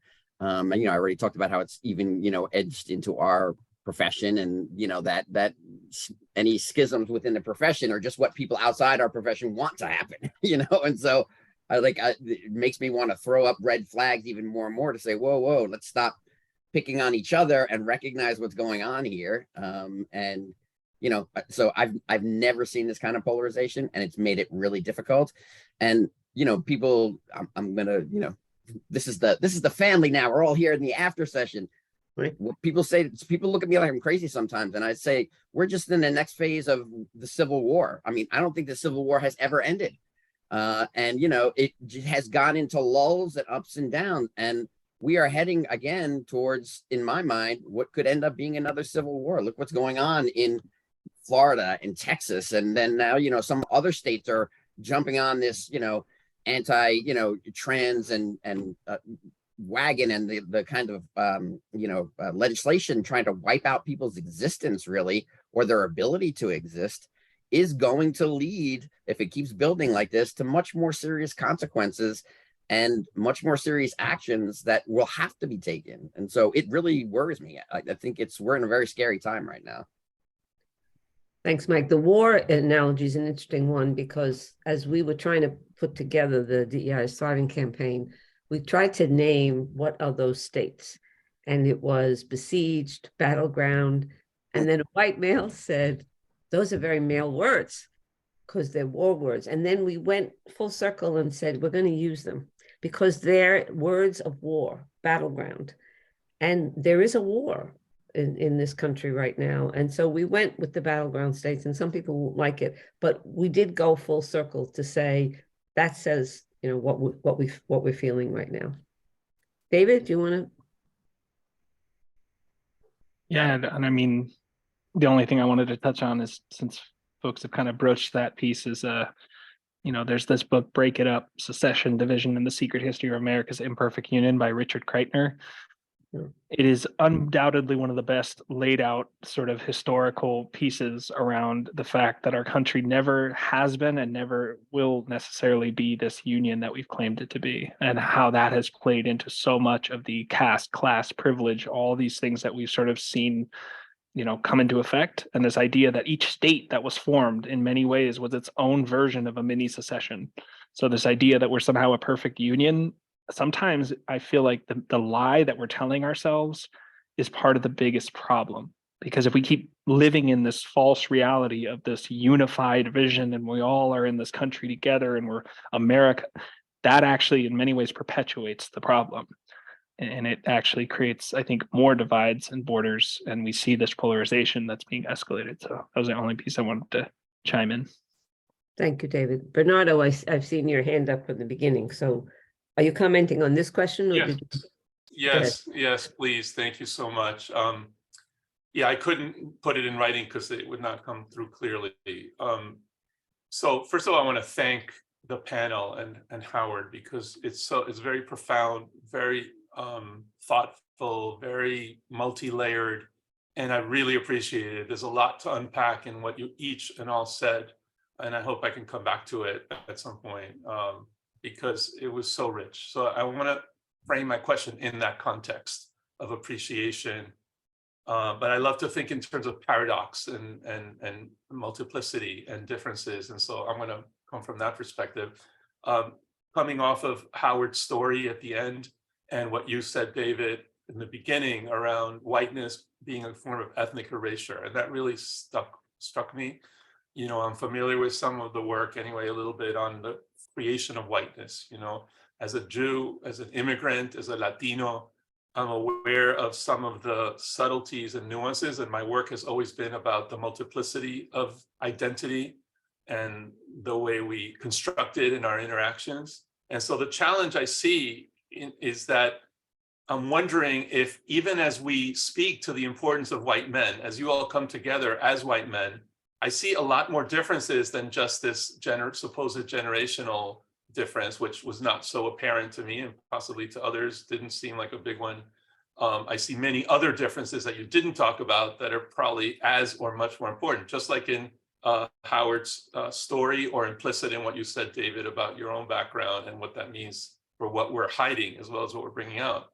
And so the question is, how can we both continue to address whiteness as a system, whiteness and the privilege, while deconstructing whiteness, freeing everyone, and particularly white men, from that label in a way that allows us to decenter whiteness, to really think about everything else, to go to the heart, as Lewis talked about, to think about not ourselves as individuals exactly, because I really think identity of all sorts is so important, but uniqueness from the configuration of those identities, and stop privileging white men, even in these kinds of conversations. Again, I'm not saying it very articulately, but it's a paradox and a challenge that really came through to me as you continue to speak. And I really thank you for letting me bring it up. I'm wondering what you all think about that. First, Bernardo, I want to thank you. I want to tell everybody I just had with Bernardo finally our own one-on-one hour on Zoom this week after years of knowing each other and saying hi to each other and all that. And that's what we all need more. That's what we each need more of, one-on-ones to really hear and feel. And the depth of what you just asked is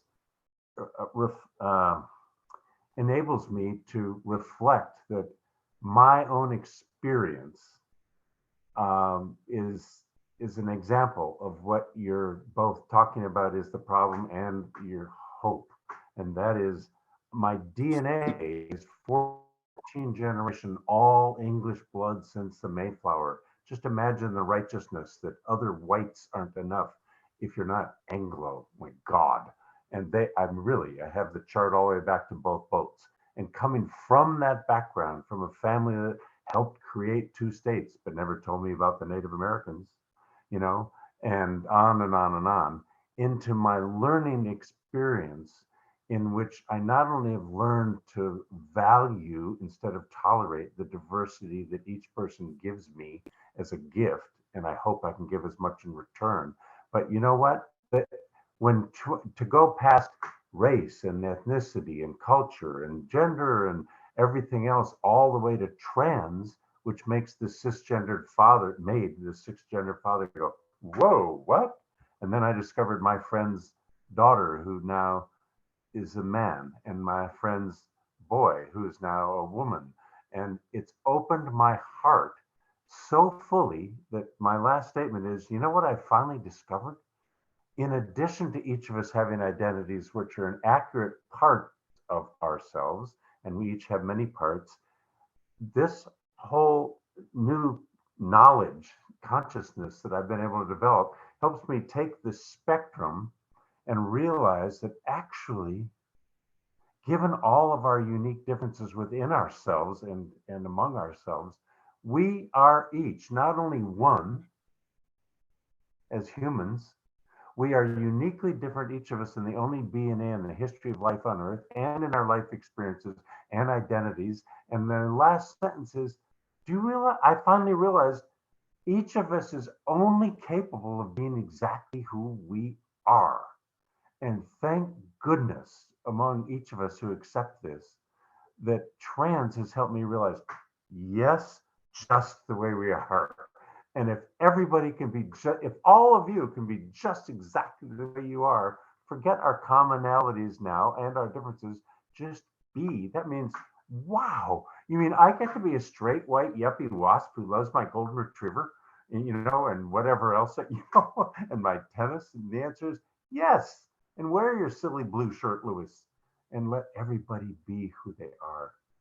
God, someday, can you imagine our Congress that looks like this room?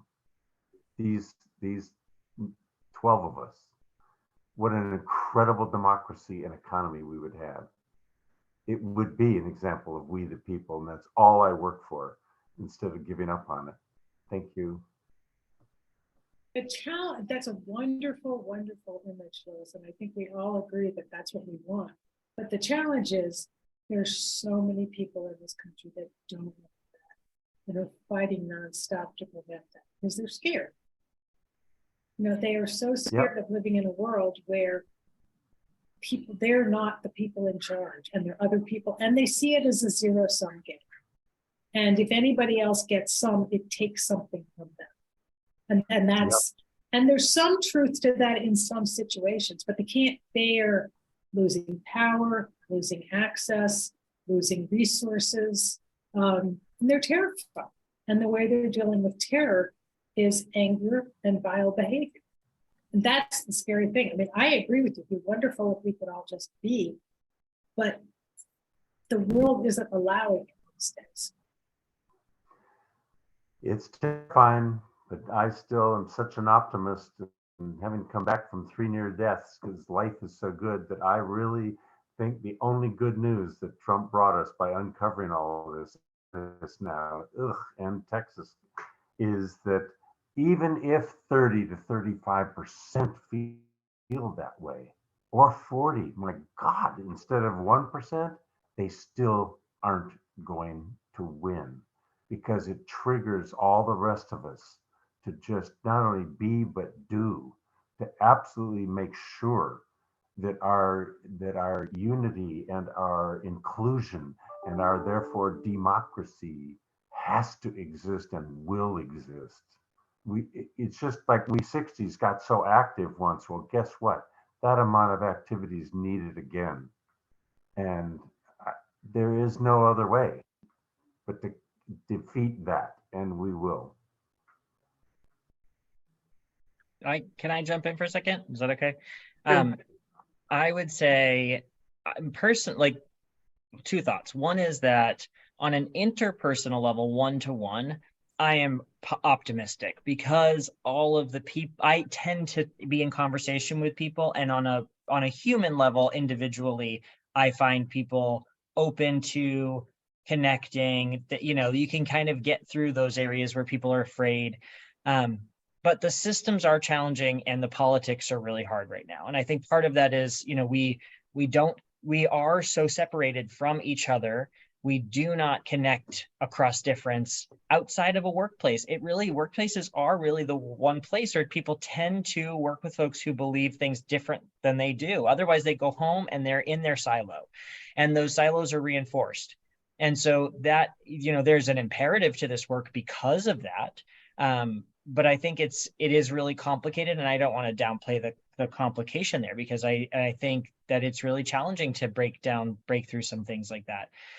Bernardo's question, the one thing I wanted to add was that I think that when we have to look at where is whiteness showing up in our systems, and then be strategic about creating systems that counteract that power structure that is empowering whiteness, and that's all sorts of different things. It's stuff like how we manage time at work and what we prioritize. How do we make space for people, and naming the things that are happening further in their lives. Like, there's so many ways that whiteness shows up, that sometimes when we start talking about it as whiteness, some organizations are ready to have that conversation and most probably aren't, but we should be able to break down what are the symptoms of whiteness, what are the tools that are being used against people, and target those things. That's where I think is important work. I mean, certainly I'd like to get everybody to a place where they can talk about whiteness, but not everybody's there. Thank you, Ethan. I was just looking at the questions from the survey. There were a series of them asking about how do you respond to a white male who believes that he's disadvantaged by affirmative action and DEI because it favors women and people of color? Others who say they're walking on eggshells on any topic relating to DEI. And there are a number of things about this. And one of the people who wrote a longer paragraph said, I have white men wondering why there's no recognition for them, including Black History Month and International Women's Day. Personally, I find I head into a defensive position about historical inequities, but this does not tend to help. I really want to make sure that I can approach this and even call it out in discussion. For example, white men in the room may be wondering, and address it in a way that helps white men understand and feel included. Can you help me? This is a member who wrote that in the survey. So it's walking on eggshells. Affirmative action is not fair to them. They're not recognized. We're still in 2023 hearing that. So what would any of you say to the person who wrote this or others who are wondering about that?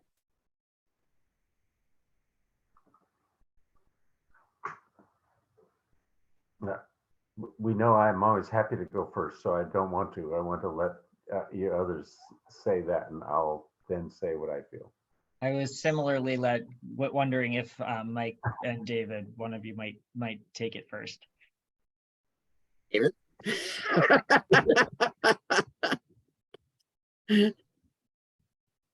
Yeah, that's a doozy. I mean, this is almost like the reverse racism question about like, or when you hear these tropes about, well, what about why affirmative action leaves me out? Yeah, I think it's I think, honestly, like, I feel like counterexamples or just giving kind of context can be really helpful.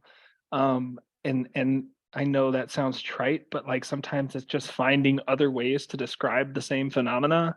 And I've found that oftentimes, if I'm leading a workshop and somebody's not grasping something, say from a racial standpoint, is to very quickly, particularly if there's women, say, who are in that workshop, is to very quickly frame it and be like, so for you as a woman, thinking about my role in your life as a man, and sometimes those equivalencies can very quickly build that connection for folks. Not always, because oftentimes you also want to be careful about not making connections where there shouldn't be, because race and gender are not the same thing, and the oppression that those two groups experience are not. But sometimes it's just giving like tangible ways to be like, look, affirmative action, like, what is it? Who was it originally serving? Why was it created? And then something such as the GI Bill, right? Who was benefiting? Who was getting those houses, when that was put into place? Or thinking about even just healthcare from the get-go. So I don't know. I think I'm not. It's a really hard question to answer, because I also think that there's some truth to the fact that, unfortunately, like, there are people who are not far enough along on their journey to hear some of the responses that they would really need to hear to have their minds and hearts changed. And it's just the slow chipping away at, with like more and more examples, more and more self-awareness that they need to build. Because if it was as simple as giving people more data, then we could just slam them with all the data that's out there and be like, look, it's right here. What else do you need to see? And clearly more data doesn't always, convince people. So yeah, I think white men just feeling like they're left out speaks to a bigger issue around like awareness of how we fit into the picture to begin with. Yeah. If they're there, I mean, if they're at, my first reaction usually is to ask more questions. Like, well, you're saying you're disadvantaged. Why? Right? Because I need to judge whether or not this person is even going to in a position to hear anything from me at the point. Because sometimes it's just a screen they're throwing up because they're angry about whatever. But if somebody's genuinely feeling like that, to ask them, why do they feel disadvantaged? Well, because, and then because it seems like, the organization is saying, I want people of color. I don't want white men. And I would say, well, if you think about why organizations are saying this, right? And this is where you can get into a little conversation about why it's important to businesses, right? That we need the experiences that women and people of color bring to the workplace for many different reasons, right? from a business perspective, we need their insight. You know, we need to know them as consumers. We need to know them as clients. We need to get their insight about their experiences and how we as an organization can, you know, provide the services that we provide most effectively to them, all of those things. So if you think about it that way, one of the things I usually say is that our life experiences and who we are also a business asset, right? Because, you know, and so if what you're saying is that you think that people of color are being hired over you just because they are people of color, I can understand where that's coming from, but that's not supposed to be what's happening. And that's, you know, not what DE&I is about, right? It's about saying the organization having the right to say, just like we would discriminate, quote unquote, against somebody who doesn't have the right experience for this job, right? We now as an organization recognize that we need a wide range of experiences, including life experiences, not just professional experiences. And that's a business asset to us. So yeah, it's like anything else, right? If there were all just white men in the workplace, right, we'd want to look for white men with different experiences because we don't want groupthink and that kind of stuff. So those are the ways I can go with somebody who is willing to actually engage in dialogue and is not just looking to throw out a smoke screen. But I can only do that by asking questions and engaging in conversation with them. Yeah, I agree with that. Oh, sorry, No, Betsy, go go ahead. ahead. Oh, I was just going to say, I think that questions are absolutely the only way to go, because first of all, you find out what's under the hood.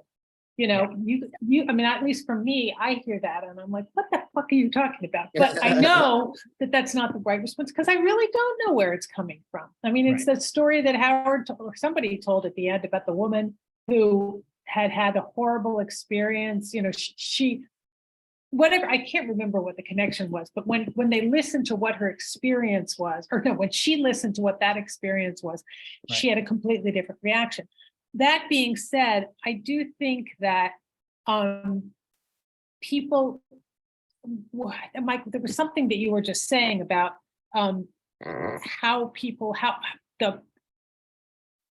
sorry, this stuff gets me crazy. No, it's that they don't necessarily want to see it, which where they feel put upon, and telling them that, you know, we need to get diversity and that is a business value, et cetera. It doesn't necessarily help, because if they feel put upon and they feel mistreated, it's not going to change it. So what if you said to them, okay, you're telling me that you feel fear. Tell me how that impacts you at work. Tell me how we at DEI can help you feel less fear, and try to deal with, like, how does your program actually help them? Because we know DEI actually does. Because I think that's exactly what you, that's why I think the questions are kind of the most important and the most effective way to get to the bottom of it.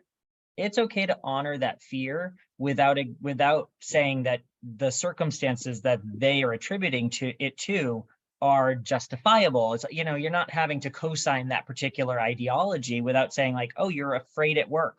You're afraid you're going to lose your job. You're afraid you're going to lose opportunities. That impacts how we show up. And we know that. So that's what I'm going to lean into and address. But I see Orlando. That makes a lot. Orlando, your hand's been up for a while. So do you want to comment on this or ask a question? Unmute yourself, Orlando. Okay, it goes back to something that was said earlier about people like to be heard and validated in their experiences. We did a workshop years ago training managers, and Margaret, she put the workshop on for us. I was at this meeting, and this guy walked over to me afterwards and he said, Orlando, I heard some of your responses on the side, and I feel that I can talk to you.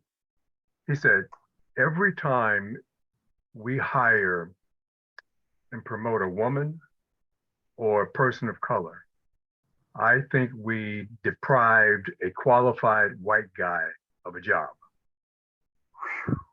All right, very deep. So I said, well, first of all, I appreciate your feeling comfortable enough to tell me that. Okay, but if you don't mind, could I ask you a question? I said, we had a situation in Michigan where we interviewed a lot of people, and we hired this young lady right out of college, And the letter that we sent to everybody who was not selected was, we decided to go with someone with more experience.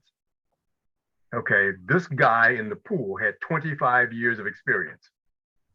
And he wanted to know who could possibly have more experience than me. So he tracked us and he found out that we hired this woman right out of college. And he was livid. So the first thing we did, we changed our letters. So we don't need to invite this. But so I said to him, let me just ask you a couple of questions.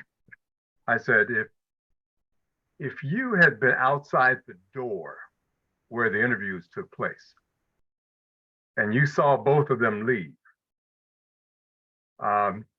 if I told you that she got the job and he didn't, you would say something's wrong here.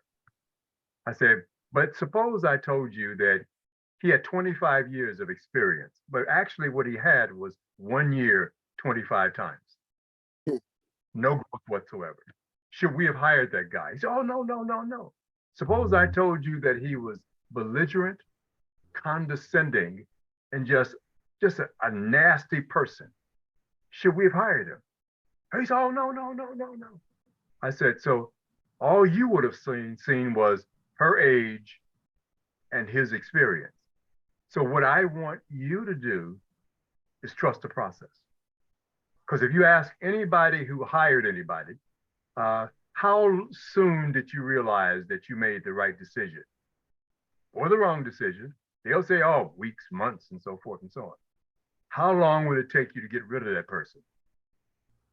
I mean, it may be sometimes even years to get rid of. I say, we cannot afford as an organization to bring somebody on board just to fill a slot.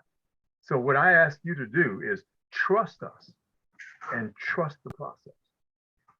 And so I tried to validate what he said, and then he walked away feeling somewhat good, I guess, about it. And one other thing quickly, we ran a program through White Men as Full Diversity Partners. And we had a slot for 75 people at this managers meeting. We had over 300 people sign up for it. And then when it was over, we asked it, like, what happened? One guy walked up to us and said, when I saw that you included white men as a part of our discussion, I felt now you are truly interested in diversity because everybody is brought on board. That's all. Just the aspect of telling a story, hearing what they have to say, and then at the end of it, just, what do you think? Okay, that's it. Thank you, Orlando. Thank you. I would like to say that I would say to that white guy who said that a qualified white person didn't get the job, I would say that's absolutely right. And every time you hire me, a qualified white woman or non-white man or woman could have had the job. And therefore, I think we have to recognize that if we feel disqualified because of something and others get it instead of us, and that doesn't feel good, well, guess what? Now we know what everybody else has felt.